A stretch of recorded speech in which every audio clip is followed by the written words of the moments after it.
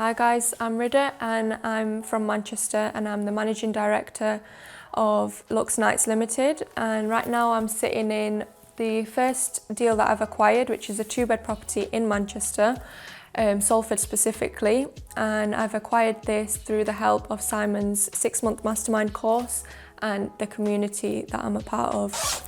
Okay, so hi guys and welcome to my first deal, which is a 2-bed property in Manchester, Salford, and I'm going to be showing you around the place. So where I'm standing now is the dining area, and as you can see here I'm going to show you what we've done with the place.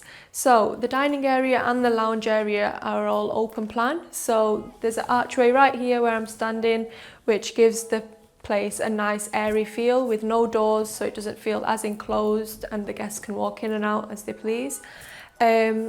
So right here we have this. When we first got the keys, the whole house was just a complete white blank canvas and didn't seem like there was much sort of potential in the place. So this mantelpiece over here was one of the first things that I'd envisioned. In the beginning it was just basically dated wooden effect with basic MDF on the back.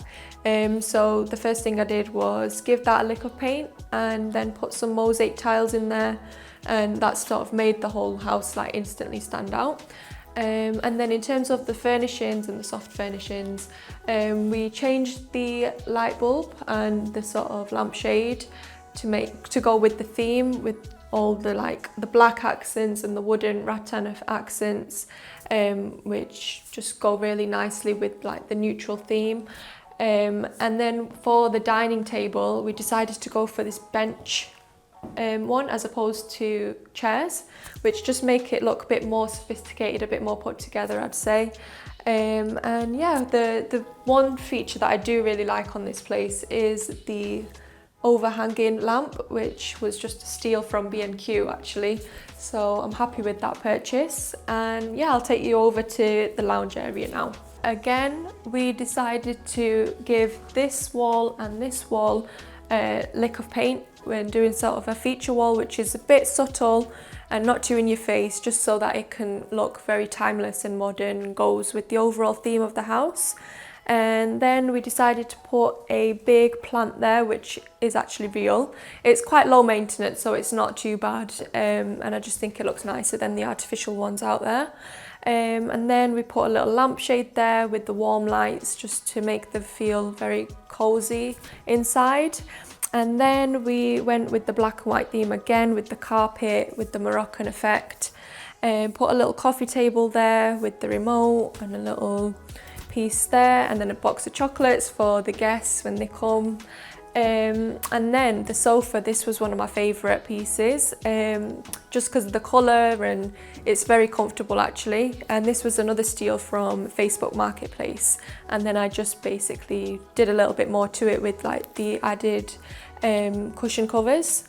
And yeah, that's it for the living area. There is also a little space there, which is like under the stairs storage, which is quite handy. So I recently graduated from uni studying law, and in my 3rd year of studying law I realised it was not the route that I wanted to go down, and I'd always been into properties for a long time, and for a long time I'd been saving to buy a house, up until recently when I did some digging and realised that buying a house is not what people make out to be, and it's more of a liability than an asset in many ways. And that's when I came across Simon's YouTube videos and discovered rent to rent and what you can do with that in terms of cash flow. So seeing all that potential, I decided to join up the 6-month mastermind course, and here I am today. So with any course that Simon provides, there is a lot of value. So with me, like I said, I'm doing the 6-month mastermind course, and that has contained everything that you need to get started up. It's a very comprehensive and coherent structure, so it's all online and you can go back to it at any point and you can take breaks in between. Every section is clearly like labelled, so you know what part you're getting taught. And yeah, you also do get the management agreements, and all the other little bits that you wouldn't necessarily think of, like the guest policies and all that sort of thing.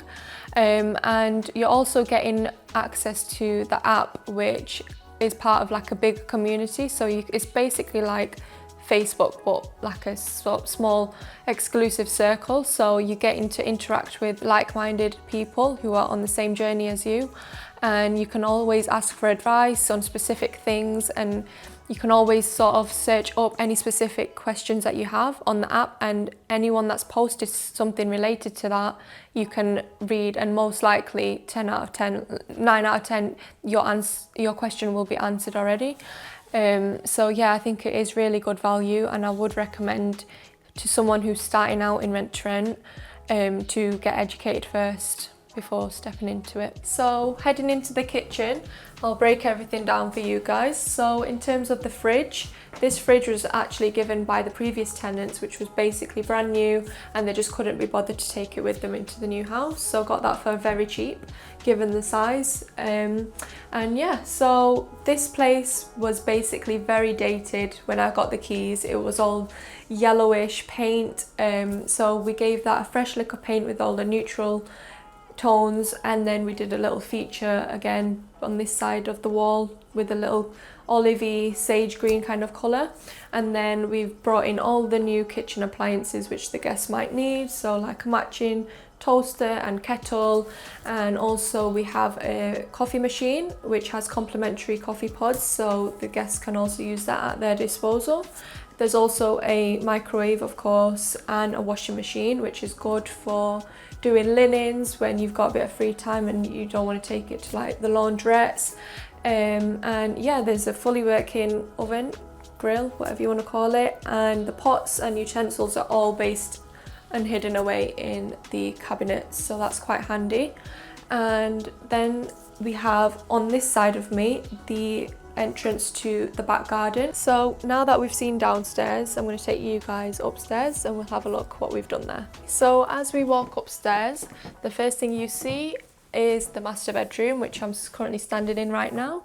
And as you can see, we decided to put 2 big double beds in here, and there is still a lot of space, so you can see that this room is quite large. And we again went with the overall theme of the house, which was black, white and neutrals. So we've done the white bedding, which makes the whole place just look clean with the comfortable furry throws, and then we've gone for that little cabinet there where people can put their phones on charge overnight, and a nice warm light lampshade there. And yeah, we've got a nice little wall art thing there which goes with the colour theme. We gave these walls a new lick of paint because before they were again very yellow and very dated. And then on this side of the wall we just did a 3-piece of the wall art again.